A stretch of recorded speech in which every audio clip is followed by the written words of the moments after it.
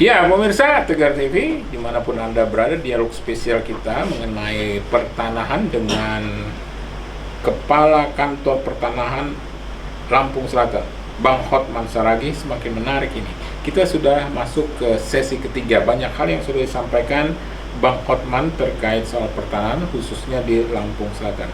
Bang, yang menarik ini seperti yang Abang katakan bahwa Pemda juga tanahnya dan sebagainya itu harus minta izin OSS dan sebagainya. Ini gimana secara jelasnya nih Bang?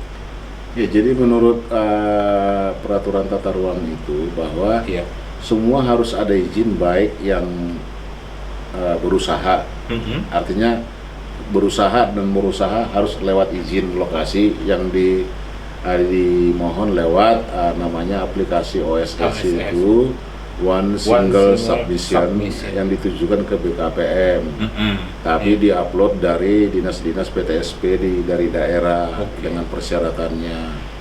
Nah, di BKPM itu nanti akan dibahas oleh BKPM berikut tim. Nah, jadi anggota-anggota yang membahas di sana itu pun termasuk dari Kementerian BPN Pusat, ada atau Agraria Tata Ruang, mungkin dari Kemendagri, atau mungkin dari PU, tergantung permohonan ini tujuannya apa gitu. Oh gitu. Termasuk tanah milik pemerintah gitu ya? Ya, jadi berusaha non berusaha, berisiko non berisiko.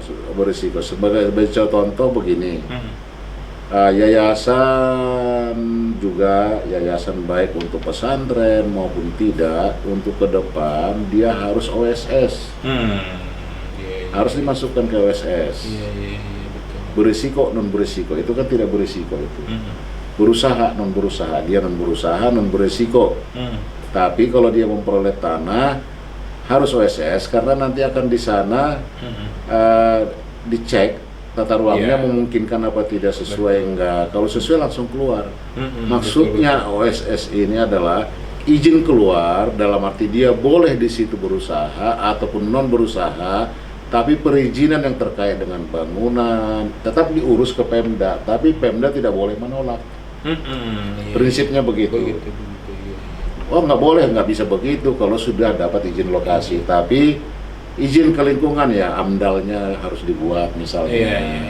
KPU, KLBI bangunannya harus begini. Terus tingkat bangunannya berapa lantai, berapa luas, nah tinggal itu yang diatur. Tapi dia menolak untuk nggak boleh karena sudah dapat izin lokasi. Baik yang non berusaha itu seperti pesantren, seperti pemakaman, itu non berusaha. Yang berusaha juga harus, karena apa? Tata ruangnya akan kita lihat dan dia dominasinya sudah melebihi apa tidak gitu. Sebagai contoh, unsur jasa boleh di pemukiman. Ya, jasa bank, jasa toko boleh, tapi nggak boleh dia dominan. Ya, persentasenya misalnya 30. Udah, kalau jasa dari 100 itu 30 stop. Nggak boleh lagi keluar izin untuk jasa di situ. Karena dia misalnya persentasenya 30. Jadi dominasi ini pun dikendalikan, nggak boleh. Itu yang terdata di OSS tadi, sistem itu ya Bang? Dia bermohon, nanti ditolak oleh sistem OSS dari rapat dari Jakarta. Kalau dilihat di peta itu sudah melebihi dominasi. Betul. Nanti ditolak izin lokasinya, nggak boleh begitu. Termasuk untuk investasi itu tadi. Investasi juga, kalau dia terlalu dominan di luar fungsi utama ruangnya nggak boleh. Misalnya gini nih, di pemukiman maksimum untuk jasa dan industri kecil itu 30% dari lokasi itu. Kalau sudah 30, kalau orang bermohon lagi mungkin ditolak dari sana. Oh, udah 30 persentasenya, nggak boleh lagi. Nah, tidak boleh sampai 40 misalnya, karena utamanya adalah pemukiman. Nah, begitu. Nah, bukan bisnis atau jasa. Ke depan seperti itu. Terus tata ruangnya. Nah, pasti nanti dari pusat itu nggak boleh, kecuali misalnya 5 tahun ke depan ada revisi tata ruang, boleh Pemda mengajukan merubah tata ruang. Tapi hanya boleh ditinjau sekali 5 tahun. Tunggu peninjauan kalau gitu, kalau mau mengadakan perubahan nih Bang. Ya, itu satu yang non berusaha tadi seperti pesantren atau pemakaman. Yang berusaha tadi itu seperti ruko, bank, atau untuk industri. Jadi tergantung tata ruangnya. Jadi kurang lebih itu yang pertama dikendalikan adalah fungsi tata ruang. Fungsi tata ruang, oke. Iya, iya. Karena ini sampai sekarang masih ada masalah di Kota Bandar Lampung dekat Kedaton itu RTH tapi ada rumah. Ini udah masuk unsur pidana itu lagi di yang dekat NBL ini. Jadi di sana ada yang menurut tata ruang RTH, tapi ada perumahan di dalam. Nah, jadi melanggar tata ruang pidana, tidak ada perdata di situ, Pak. Oh, iya, iya. Sama Pidananya? dengan apa namanya? Kayak kami pejabat ini menyalahgunakan jabatan itu tidak perdata, Pak, tidak tun tapi pidana. Penyalahgunaan, larinya langsung ke pidana. Tapi kalau SOP sudah dijalankan salah itu bisa namanya tun atau batal demi hukum tapi tidak ada unsur pidana gitu. Menarik. Nah, sama dengan ini, tata ruang itu semua pidana. Sama dengan kita kalau menghilangkan aset negara pidana. Betul. Nggak ada perdatanya, nggak ada putusan tunnya, semua pidana. Nah, ini pun begini ke depan tata ruang. Semua unsurnya pidana, tapi pidana itu bisa dalam bentuk dia kurungan, bentuk hukuman. Tetap dia dipidanakan, tapi jatuhnya bukan kurungan badan atau pemindahan, tapi dia berupa denda. Gitu hukumannya gitu. Tapi dia termasuk pelanggaran pidana. Oke. Menarik itu.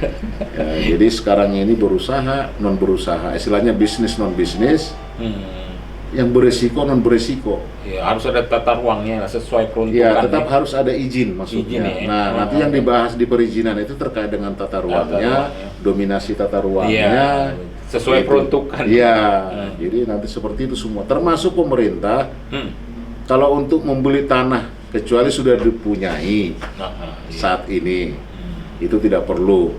Tapi kalau misalnya ke depan mau punya tanah, harus lewat OSS dulu. Termasuk pemerintah tadi. Pemerintah tadi itu. Iyalah, supaya terdata tata ruang itu. Ya nanti beli tanah sanggup, membangun nggak sanggup, Pak. Oh, iya. Seperti ada orang bilang, saya sanggup beli mobil, tapi giliran ganti ban juga nggak sanggup beli bannya gitu, setelah punya mobil gitu. Nah, jadi sayang banget duit pemerintah itu tertanam di tanah tapi nggak bisa berfungsi, kan tanahnya nggak difungsikan. Nggak difungsikan.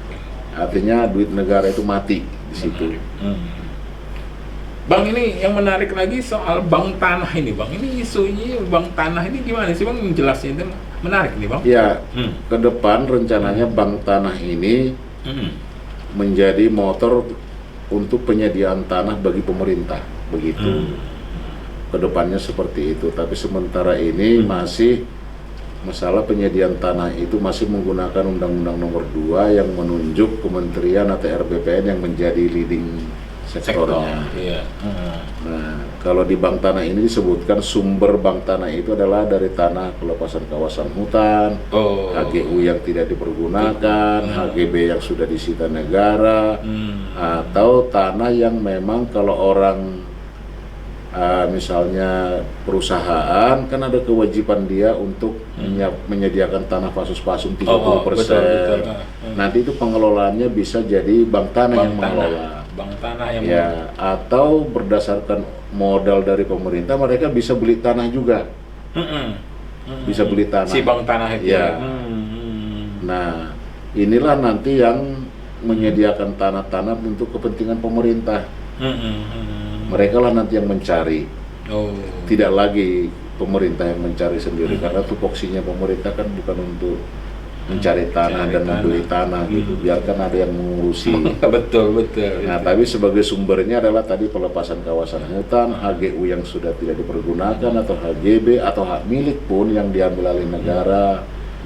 Atau yang menjadi kewajiban perusahaan yang harus disediakan untuk fasus-pasumnya 30%. Nah, itulah yang dikelola oleh bank tanah tadi. Tapi bank tanah ini juga berhak menjual dan membeli. Nah, sebagai contoh misalnya pemerintah maunya tanah di lokasi A, sementara bank tanah nggak punya tanah di situ. Betul. Nah, nanti mereka menjual aset yang di mana, beli yang di situ untuk pemerintah. Gitu. Iya, betul. Jadi bisa semacam tukar guling atau jual tukar beli. guling, ya, seperti tukar guling Ya, jadinya. atau jual beli. Iya. Karena yang mengelola bank tanah itu ya, tadi. karena pelepasan kawasan hutan berarti kan di hutan sana Pak, bukan di kota. Iya. HGU tidak ada yang di kota, pasti Iya. di pedesaan. Nah, kan kantor pemerintah nggak mungkin di pinggir hutan atau di kawasan pedesaan. Nah, maunya misalnya di kota, oke, nilainya berapa? Kalau yang punya ini mau tukar guling dengan sana atau sana dijual untuk beli yang di sini, begitu. Betul, iya. Ya, kurang lebih seperti itu perannya nanti ke depan, dan dia berhak juga, dan dia merupakan kekayaan yang dipisahkan dari negara. Karena dia tidak termasuk aset tetap Pak. Karena kalau dijual belikan kan nggak boleh Pak, kalau dia masuk aset tetapnya negara. Yang mengelola kan Kementerian Keuangan. Nah ini dia enggak, kekayaan negara yang dipisahkan supaya bisa dia tukar guling, jual beli gitu. Ya banyak penjelasan ini Bang Ya. Hotman Saragi ini ya soal pertanahan. Ya, termasuk bank tanah itu. Ya, sangat Tapi penting. intinya adalah untuk penertiban atau pengoptimalisasi penggunaan tanah gitu. Ya, optimalisasi penggunaan tanah dan optimalisasi penggunaan uang. Oh iya betul. Jangan pemerintah daerah itu beli tanah untuk apa? Kalau dibutuhkan 20 tahun lagi ya jangan dibeli sekarang. Iya betul. Manfaatkanlah untuk pembangunan yang sekarang supaya dia efektif, efisien dan bermanfaat bagi masyarakat. Kadang memang pemerintah ini kan karena dia punya kekuasaan untuk anggaran, dia beli pinginnya dia, tapi kan belum tentu itu ditindaklanjuti oleh penggantinya. Iya. Nah, lahan tidur lagi Pak.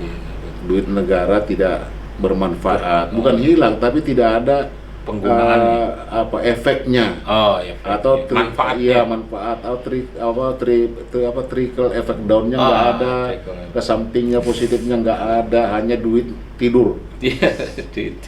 Tidak ada dampak bagi masyarakat. Sementara zaman sekarang ini maunya setiap pergerakan pemerintah itu berdampak positif ke masyarakat, atau fasilitasi pemerintah ini terhadap swasta ini memberikan dampak positif ke masyarakat sekitar.